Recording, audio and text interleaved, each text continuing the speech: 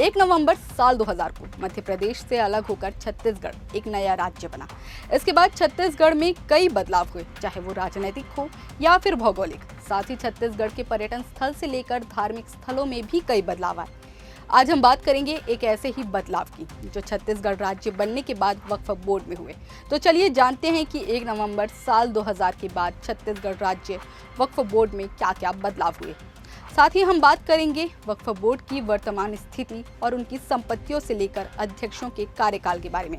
इस दौरान उन पर कई आरोप लगे हैं और विवाद की स्थिति भी बनी है। नमस्कार, आप देख रहे हैं CGNN लाइव।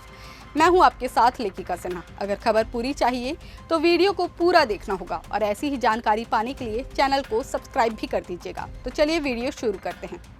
प्रदेश के लगभग हर जिले और शहर में छत्तीसगढ़ वक्फ बोर्ड की संपत्तियां हैं, लेकिन इनमें से 90% संपत्तियां विवादित होने के कारण अवैध कब्जे की भेंट चढ़ गए हैं। राज्य भर में वक्फ की कुल 5723 संपत्तियां हैं, जिसमें से 4942 में किसी न किसी तरह का विवाद है। कहीं अवैध रूप से कब्जे हो गए हैं तो किसी ने अपने नाम पर जमीन कर ली है। यही वजह है कि करीब 4 साल पहले प्रदेश में वक्फ सर्वे शुरू हुआ था, लेकिन ये सर्वे पूरा नहीं हो पाया। इसमें राजधानी की ही 100 से अधिक संपत्तियां वक्फ की हैं। इन्हें भी वक्फ सर्वे में शामिल किया जाना था। छत्तीसगढ़ वक्फ बोर्ड की मौजूदा संपत्तियों का आकलन करीब 5000 करोड़ रुपए का किया गया है। इनमें से अधिकांश संपत्तियां शहर के प्राइम लोकेशन पर है। रायपुर के मालवीय रोड, बैजनाथ पारा, टिकरापारा जैसे इलाकों में प्राइम लोकेशन की जमीन है, जिसमें दुकानें और मकान बन चुके हैं। इसके अलावा ग्रामीण इलाके में भी संपत्तियां हैं। मार्च साल 2021 में वक्फ सर्वे शुरू हुआ था। इसमें रायपुर की 100 से अधिक संपत्तियों के अलावा अन्य जिलों और शहरों की संपत्तियों का सर्वे करके वर्तमान स्थिति और राजस्व रिकॉर्ड जैसी जानकारियां एकत्र करना था। सर्वे के दौरान संपत्तियों पर कब्जे और विवाद जैसी समस्याओं का भी निराकरण करना था।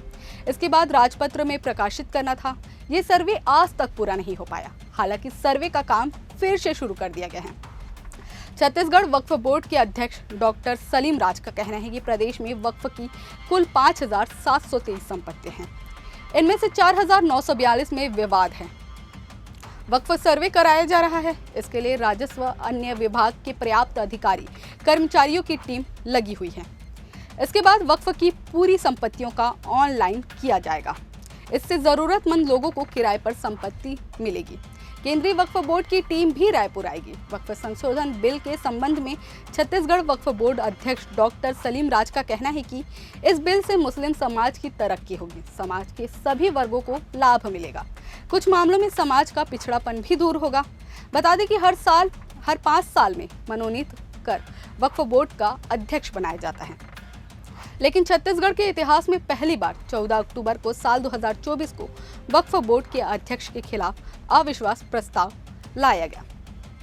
इसके बाद सलीम राज को सर्वसम्मति से छत्तीसगढ़ वक्फ बोर्ड का नया अध्यक्ष चुना गया।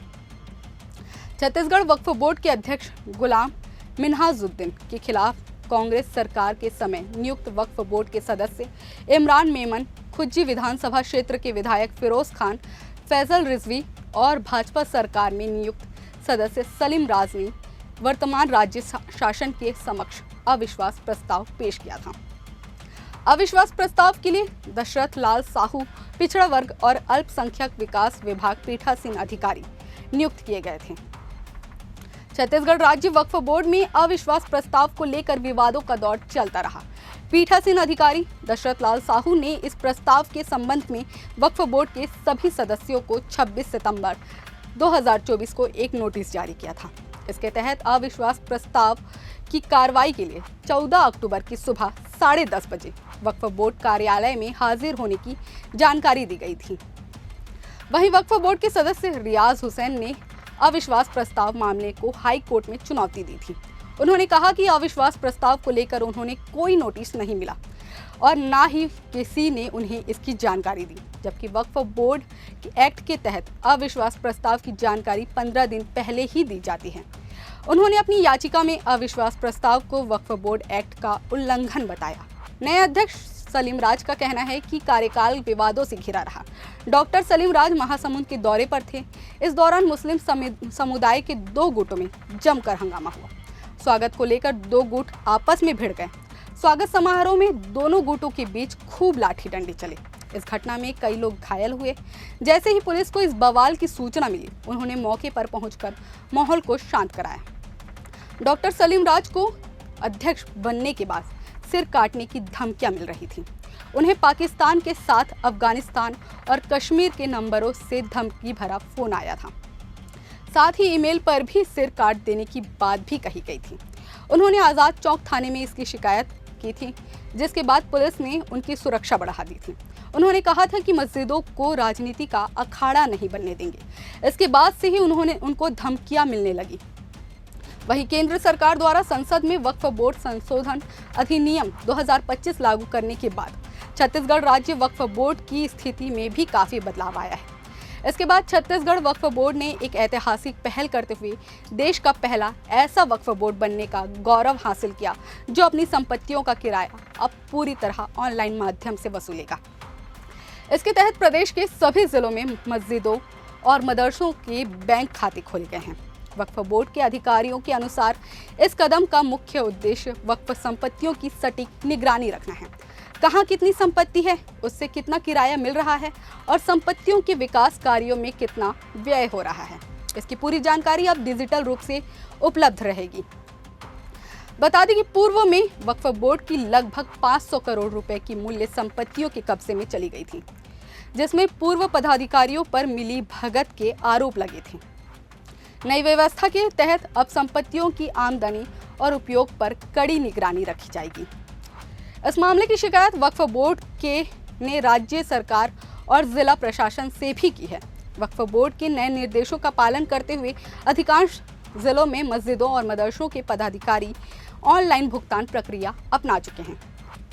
अब वक्फ संपत्तियों के किराएदारों को किराया सीधे बैंक खातों में जमा करना अनिवार्य होगा। ऑफलाइन भुगतान स्वीकार नहीं किया जाएगा। साथ ही जिलेवार मस्जिदों और मदरसों के पदाधिकारी मासिक खर्च का ब्यौरा भी वक्फ बोर्ड को भेजेंगे। वक्फ बोर्ड संशोधन विधेयक लागू होने के बाद केंद्र सरकार द्वारा राज्यों में वक्फ संपत्तियों का ऑडिट कराया जा रहा है। इसी कड़ी में छत्तीसगढ़ में एक केंद्रीय टीम वक्फ संपत्तियों की जांच कर चुकी है। इस ऑडिट के विवादित संपत्तियों, वक्फ के अंतर्गत आने वाली संपत्तियों और उनकी वार्षिक आमदनी का विस्तृत विवरण तैयार किया जा रहा है। वक्फ बोर्ड अध्यक्ष की माने तो ये डिजिटल पहल न केवल पारदर्शिता को बढ़ाएगी, बल्कि वक्फ की संपत्तियों के बेहतर प्रबंधन और संरक्षण में भी महत्वपूर्ण भूमिका निभाएगी। छत्तीसगढ़ राज्य वक्फ बोर्ड को लेकर हमारी ये जानकारी आपको कैसी लगी, कमेंट करके ज़रूर बताएं और वीडियो पसंद आया हो तो शेयर करें, ताकि ऐसी ही खबरें हम आप तक जल्द से जल्द पहुंचा सकें।